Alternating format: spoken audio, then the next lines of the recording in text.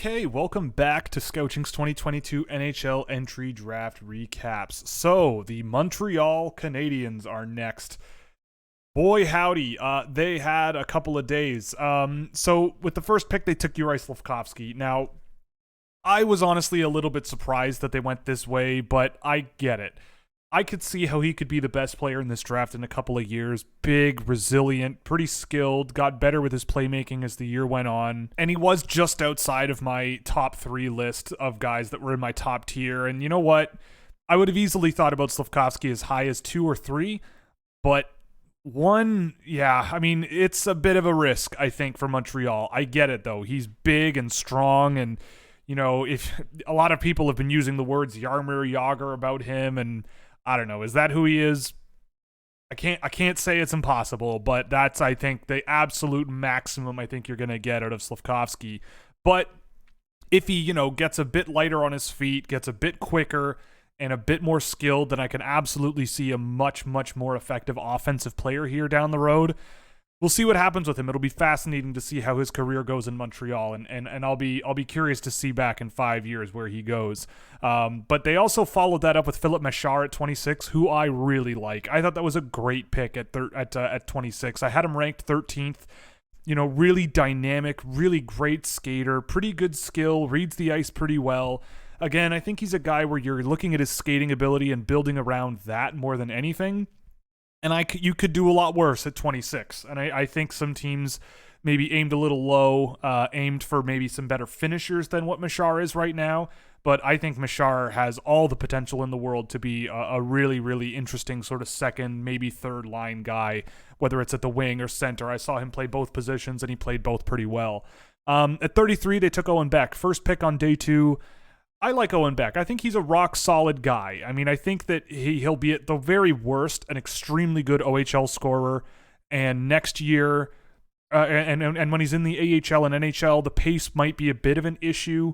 You know, he's pretty skilled, pretty quick, pretty creative, but not any of those things are so high-end where I'm going, yeah, this is what he's going to do in the NHL. But you know, I like Owen Beck. His data wasn't overwhelmingly positive on the production side, but my track data on him was pretty good, even though his involvement in play was relatively limited.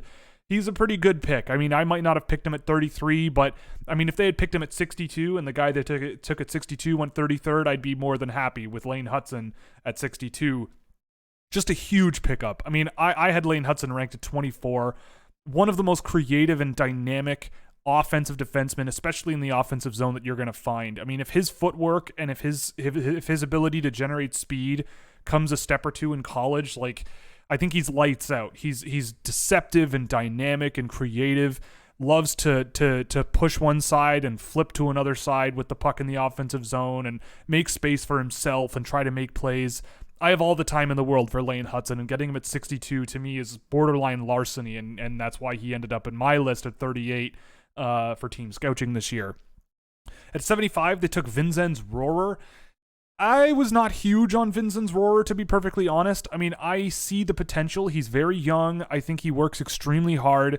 He supposedly interviewed extraordinarily well with multiple teams, and 75 is frankly later than I thought he would go, but it's kind of in line with where I had him ranked.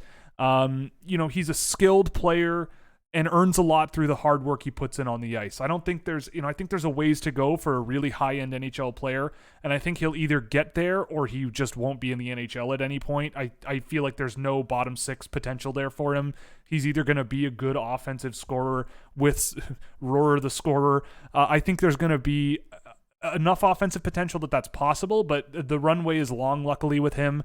If he were a September 2003 kid, then I'd be a little bit more concerned, but he's a September 2004 kid. So interesting pickup there, perfectly acceptable in that range of the draft, and I didn't mind it at all.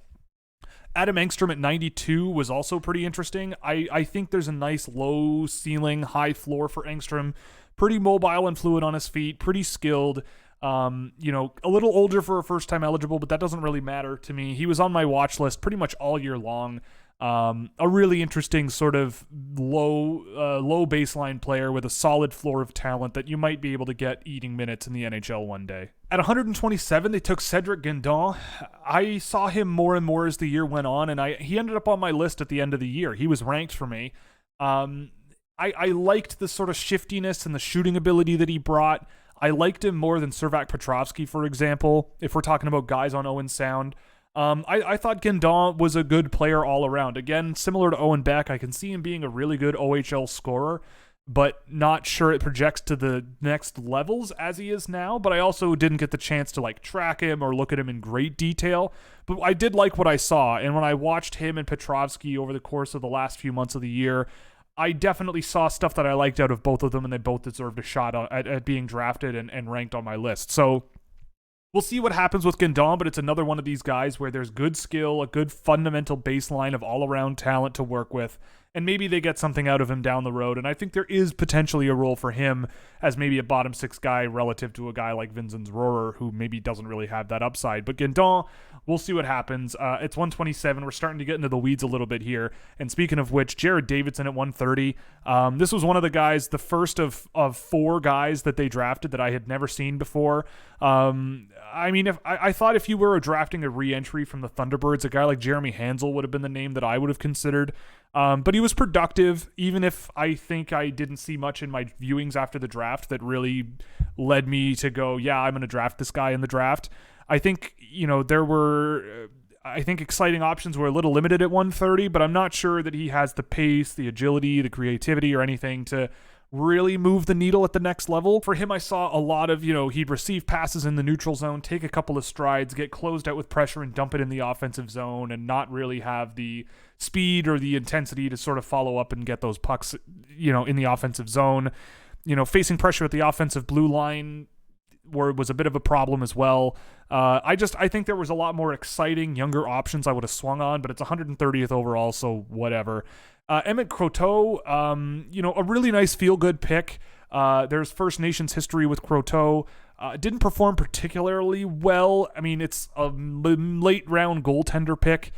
I can't really nitpick it very much, but it's a good story. Really happy for him. Really happy that the Montreal Canadiens took the plunge and sort of gave a bit more visibility to First Nations hockey players.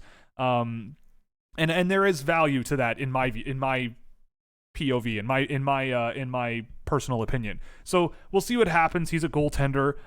You stash him away for a while and see what happens. Petteri Nurmy is a guy who I just have not seen ever, and I did not know he existed before the draft. And the first note I wrote with him was defense, defense, defense. I don't really think there's much in the way of offensive tools with Nurmy, and his Liga results just weren't overall great. But against junior production, he drove really, really good shot differentials, really responsible defense, sticking to opposing forwards really well, and applying physical and stick pressure really well as well. So it's simple, it's effective. I think if you get a guy who can work off names like Hudson or even a Matthias Norlinder or something down the lineup, making simple plays without stepping up too much and covering defensively, I could see it. Do I think it's likely? I mean, he's already almost 20. I feel like his Liga tape kind of exposed a lack of strength that he had, but you can work on that. He's safe and dependable, so if he just keeps improving while playing that same style of play, I guess there's a guy that you could plug into your NHL lineup at some point. At 216, the Montreal Canadiens made their fun pick of the draft, and sometimes they've done this in the past. Guys like Raphael Harvey-Pinard and such come to mind. But I honestly, when I saw Miguel Tourigny's name go off the board, I laughed. I had a laugh, and that's not disrespectful. I'm not being disrespectful to him. I mean that in a positive way. I'm just glad someone took the plunge. He's really, really small. I don't think he's a physical threat whatsoever, but he's a really nice skater with some really impressive skill. There's confidence on the puck to go along with it. He may as well just play forward when he's playing out there at this level. He's constantly stepping into space, constantly looking for offensive chances, and I think he's got a really good shot that is really developed over the years that got him over 30 goals this year for a defenseman, which is great. I mean, I think he's a long shot for NHL success, to be perfectly honest. I just don't think the skill level and pace is exactly where it should be, and his defensive game is problematic, I would say. But I'm thrilled someone took a swing on him. It's guys like Xavier Simoneau, Raphael Harvey-Pinard. They have gotten flyers in the past. Are they everyday NHLers? Probably not, but I love watching them play, and I want to see them take their games as far as they can. Like, that's absolutely the case. So, all the best to Miguel Tourigny. I think as a late-round swing, you could have done much, much worse, and I think a lot of teams did much, much worse with their picks in that range. So, good for him, and we'll see what happens with Tourigny in his future. So, that does it for the Montreal Canadiens. I liked their draft class. I think they could have done a little better here and there. They're getting a strong 1D. They did really, really well overall. I can't really complain about their draft. I liked it more than Washington's. I still think Winnipeg might have made some better picks in those mid rounds that might have more certain NHL upside, but to get Slifkovsky, Mashar, Beck, and Hudson in the first 2 rounds puts them right in line there. I mean, they're really, really close to a 1C here. I just don't really see a whole lot of upside with guys like Davidson, Croteau, Nurmy, Tourigny. Maybe you could have taken better swings later on in the draft. Angstrom is a decent one, but I feel like 92 is a little high for me, but it's not the end of the world. So again, getting kind of nitpicky around here, but compared to the classes that like Minnesota and Buffalo and even Winnipeg kind of pulled off, Montreal I think is just a shade behind. If Ery Slifkovsky develops into the best player to come out of this draft, I could easily see this being more of a 1C type draft. If Philip Mashar hits his ceiling and Ery Slifkovsky sort of really, really hit the peaks of their games, then it might be more of a 1B because they could be very impactful players. But for now, it's a 1D plus, I guess you could say. Anyway, with that out of the way, the New Jersey Devils are next. Coincidentally, the team that drafts 2nd overall comes after the team that drafted 1st overall. So we'll see you tomorrow for the New Jersey Devils. Thank you very much for joining me, and we'll see you then. All right, bye.